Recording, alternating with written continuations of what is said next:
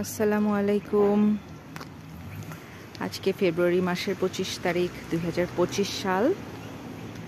এখন বেলা বাজে দুপুর 1টা। তাপমাত্রা হলো +5 +5 আর রিয়েল ফিল হলো +9। তো আমরা যেটা জানি যে ডিপ ফ্রিজে তাপমাত্রা থাকে -18। তো এডমন্টন শহরে মাঝে মাঝেই শীতকালে তাপমাত্রা হয়ে যায় 30-35 এরকম হয়। তারপরে যখন বেশ কিছুদিন ওই থাকার পরে বরফ পড়ে, বরফ জমাট বাঁধে, এই হয়, তারপরে হয় কি যখন প্লাসে চলে আসে তখন বরফ গলে রাস্তাঘাট একদম পানি হয়ে যায়। বাংলাদেশে খুব বৃষ্টি হওয়ার পরে দেখা যায় না যে ঢাকা শহরে পানি টানি জমে একদম কাদা কাদা অবস্থা। হ্যাঁ, সেটা কিন্তু এখানেও হয়। এই যে পানি জমে জমে আছে বিভিন্ন জায়গায়, রাস্তাগুলো ভিজে ভিজে যাচ্ছে পানিতে। এই হলো আজকের আবহাওয়ার অবস্থা। আর আমি জ্যাকেট পরে আছি, আমার রীতিমতো গরম লাগছে। হ্যাঁ, রীতিমতো গরম লেগে গেছে, মনে হচ্ছে যে জ্যাকেট পরে আসা উচিত হয়নি, নর্মাল কাপড় চোপড় পরলেই ভালো ছিল। এটা কিন্তু আবার বাংলাদেশে ভাবা যায় না, না যে 5 ডিগ্রি তাপমাত্রায়, বাংলাদেশে তো 5-এ কখনো নামে না, 15তেই আমরা একদম কাবু হয়ে যাই শীতে। এই সুন্দর রোদ উঠেছে। তো আমি আজকে আমার মনে হলো যে খুব গুরুত্বপূর্ণ কিছু কথা বলা দরকার, আসলে গুরুত্বপূর্ণ কিছু আলোচনা, গল্প করি। সেটা হলো যে অনেক ইন্টারন্যাশনাল স্টুডেন্টরা মনে করেন যে আমার তো স্টাডি গ্যাপ আছে, যদি কারো থেকে থাকে তাহলে আমি কি করব? আমি কি অ্যাপ্লাই করব, নাকি করব না, নাকি রিজেক্ট হবে? এসব ভেবে অনেকেই কিন্তু আগান না। বিশেষ করে আমি মেয়েদের কথা বলবো, মানে আমার নিজের অভিজ্ঞতা থেকে বলছি। মেয়েদের কথা কেন বলবো? সংসার, বাচ্চা কাচ্চা বা চাকরি বা আরও অনেক কিছু তাদের মেনটেন করতে গিয়ে দেখা যায় যে একটা স্টাডি গ্যাপ হয়ে যায়। তো এই স্টাডি গ্যাপটা হওয়ার কারণে পরবর্তীতে যদি দেখা যায় যে তারা পড়তে আগ্রহী হয়ও, তারপরেও স্টাডি গ্যাপ আছে, ইউনিভার্সিটি কি অ্যালাউ করবে, আমি কি ভিসা পাবো, এসব চিন্তা ভাবনা করে অনেকেই আর আগান না। তো আমার মনে হলো যে একটা ছোট্ট গল্প করা যাক এ সংক্রান্ত। আমার মাস্টার্স হলো 2010-এ শেষ হয়েছে, থিসিস সহ মাস্টার্স 2010-এ শেষ হওয়ার পরে আমি যেটা করলাম যে ঢাকা ইউনিভার্সিটিতে আমি এমফিলে ভর্তি হয়ে গেলাম, 3 ইয়ার্স এমফিল। তো সেটা আমার শেষ হলো, থিসিস সহ এমফিল শেষ হলো 2013-তে শেষ হলো। আমি একটা ইউনিভার্সিটিতে পড়াতাম, 2 বছর পড়িয়েছি। ওই সময়টার মধ্যেই আমি ইউনিভার্সিটিতে পড়িয়েছি। তারপরে 2014-তে আমি নেপাল চলে গেলাম। তারপরে নেপাল যাওয়ার পরে ওখানে কিছুদিন একটা ইন্টারন্যাশনাল অর্গানাইজেশনে কিছুদিন চাকরি করি। তারপরে 2015-তে আমি আমার হাজব্যান্ড বাংলাদেশে ব্যাক করলাম। তো আমার কিন্তু পড়ালেখা ওই যে এমফিল শেষ হলো 2013-তে, তাই না? 13-তে। তারপরে আমি 15-তে ফেরার পরে আমি যেটা করলাম যে আমি আবার জাহাঙ্গীরনগরে পিএইচডিতে ভর্তি হলাম। পিএইচডিতে ভর্তি হওয়ার পরে আমি বেশ কিছুদিন পিএইচডির কাজকর্ম করলাম। তো তারপরে কিছু ঝামেলা আসলে হয় না যে আমি একটু দূরে থাকতাম বা অনেক কিছু মিলিয়ে আমি আসলে আর পারছিলাম না। আমার বেবিটাও ছোট ছিল, অনেক কিছু ভেবে চিন্তে আমি ভাবলাম যে ঠিক আছে, থাক, পিএইচডিটা আমি এখানে কন্টিনিউ না করি। তো এই যে কী অবস্থা রাস্তার, একদম ঢাকা শহরের জলাবদ্ধতা।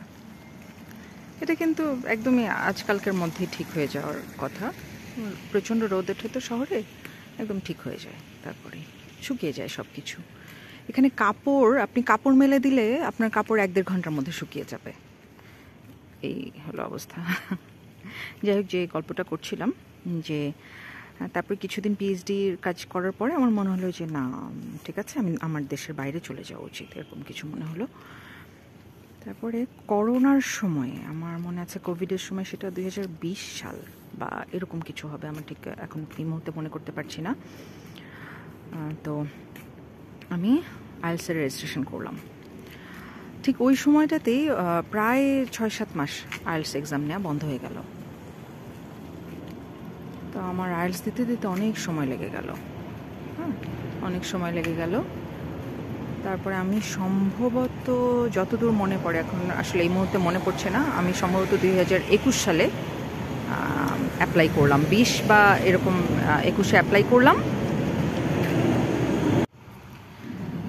2020-21 সালে অ্যাপ্লাই করার পরে আমার ডিসিশন আসলো, কয়েক মাস লাগে আর কি, 3-4 মাস লেগে যায়। তো যেটা হলো, আমার একটা ইউনিভার্সিটিতে, আমি তো এমফিল করেছি, আমার এমফিল শেষ হয়েছে 2013-তে, 8 বছর পরে আমি অ্যাপ্লাই করলাম।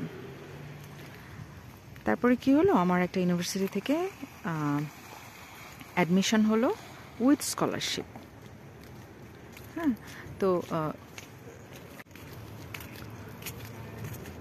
তো আমার তাই মনে হলো যে এই ব্যাপারটা আপনাদের সাথে একটু শেয়ার করি, যে আমার 8 বছরের স্টাডি গ্যাপ ছিল।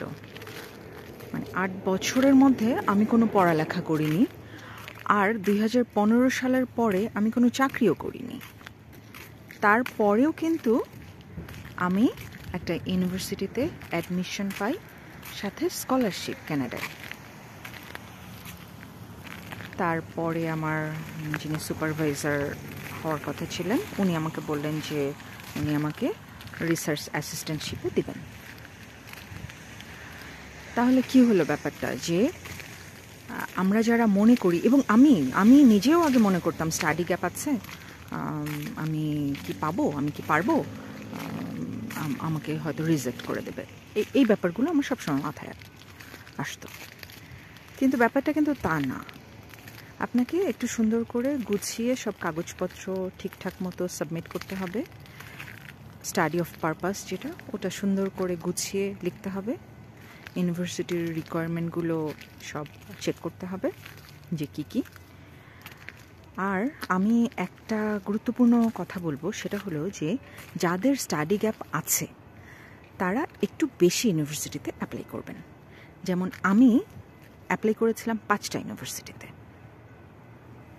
আমার শুধু একটাতে হয়েছিল। ওই একটাতেই আমার অ্যাডমিশন এবং স্কলারশিপ দুটো আসে। যদিও আসলে আমি ওখানে যাইনি, সে গল্প অন্য দিনের জন্য তোলা থাক, অন্য দিন ডিটেলসে সেই গল্প করব। কিন্তু আজকে যেটা বলছি, যে আপনারা সব কাগজপত্র গুছিয়ে এবং প্রথম দিকেই একটু লিস্ট করে ফেলবেন যে কয়টা ইউনিভার্সিটিতে আপনারা অ্যাপ্লাই করবেন, কয়টাতে আপনাদের রিকোয়ারমেন্ট ফুলফিল হয়, আপনাদের আইএলটিএস স্কোর মিলে যায়, এরকম কিছু। তো এটা আগে থেকেই শুরু করতে হবে এই কাজগুলো। কিন্তু আমি মনে করলাম যে আচ্ছা, সেপ্টেম্বরে হলেও কানাডায় পোর্টাল ওপেন হয়, জানুয়ারি ফেব্রুয়ারি পর্যন্ত পোর্টাল ওপেন থাকে, ঠিক আছে, আমি একদম জুন জুলাই আগস্টে সব কমপ্লিট করে ফেলবো তার আগ দিয়ে। এটা হবে না। আপনাকে আগে থেকে একটা প্ল্যান আউট হাতে নিতে হবে, যে ওইভাবে প্ল্যানিংটা করতে হবে। আপনার যদি পাসপোর্ট করা না থাকে, পাসপোর্ট করে ফেলেন। আপনার যদি আইএলটিএস দেয়া না থাকে, আইএলটিএসের বই খাতা কিনে, মানে কেমব্রিজ আইএলটিএস কিনে সুন্দর করে পড়ালেখা শুরু করতে থাকেন। আর একটা ব্যাপার আমি বলবো, যে আইএলটিএসের ক্ষেত্রে খুবই গুরুত্বপূর্ণ এখন যেটা হচ্ছে, আমি কিন্তু রিসেন্ট আরেকটা আইএলটিএস দিয়েছি, জাস্ট মাস 2-3 হবে। সেই এক্সপিরিয়েন্স থেকে বলছি যে আগের 2-3 বছর আগে যেভাবে আইএলটিএস হতো, এখন কিন্তু, আমি কানাডায় দিয়েছি, আমি আসলে বাংলাদেশের কথা জানি না, তারপর বাংলাদেশে যারা দিয়েছে তাদের কয়েকজনের সাথে আমার কথা হয়েছে। আপনারা যেটা খুব গুরুত্বের সাথে পড়বেন সেটা হলো কেমব্রিজ আইএলটিএস 16 থেকে 19 পর্যন্ত ওটা পড়বেন। কারণ এখন এক্সাম যে প্যাটার্ন, এটা খুব বেশি, মানে আমার যেটা মনে হচ্ছে ফলো করে হলো কেমব্রিজের 16 থেকে 19 এই এই বইগুলোর প্যাটার্নটার সাথে এক্সামের কোশ্চেন প্যাটার্ন খুব আমার কাছে মনে হচ্ছে যে মিল আছে খুব বড়। মানে প্রিভিয়াস আমরা যে ধরেন 1 থেকে 10, 10 থেকে 15 এরকম পড়েছি, ওগুলোর সাথে না অনেকটাই কম মিল পেয়েছি আমি। হ্যাঁ, তো আমার মনে হয় যে এই 16 থেকে 19 পর্যন্ত এই প্যাটার্নগুলো আপনারা একটু ভালো করে খেয়াল করবেন। হ্যাঁ, বিশেষ করে লিসেনিংয়ের ক্ষেত্রে, লিসেনিং রিডিং দুটোই, তারপরেও লিসেনিংয়ের ক্ষেত্রে আমি বলবো এই কোশ্চেন প্যাটার্নগুলো আপনারা একটু ভালো করে খেয়াল করবেন। এই আর স্টাডি গ্যাপ থাকলে চিন্তার কিছু নাই। স্টাডি গ্যাপ থাকলে আপনি সুন্দর করে গুছিয়ে স্টাডি অফ পারপাস লিখবেন। আপনার যে মনের আগ্রহ, আপনি কেন বিদেশে পড়তে আসতে চান, বা এই সাবজেক্টে কেন চান, বা এ ধরনের, বা আপনার যদি কোনো স্টোরি থাকে এর পেছনে, সেটা গুছিয়ে সুন্দর করে এসওপিটা তৈরি করে ফেলবেন।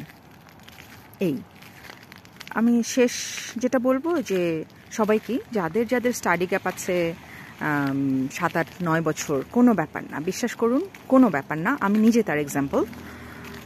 তাই স্টাডি গ্যাপ থাকলেও আপনি নির্দ্বিধায় এখন থেকে কাগজপত্র গোছাতে শুরু করেন। আর মাত্র কিন্তু কয়েক মাস আছে, সেপ্টেম্বর আসতে দেখবেন যে খুব বেশি দেরি হবে না, কাগজপত্র গোছাতে শুরু করে দেন। এই সবাই ভালো থাকবেন, সুস্থ থাকবেন, আমার জন্য দোয়া করবেন, ইনশাল্লাহ দেখা হয়ে যাবে। আমি বাসায় চলে এসেছি। আসসালামু আলাইকুম।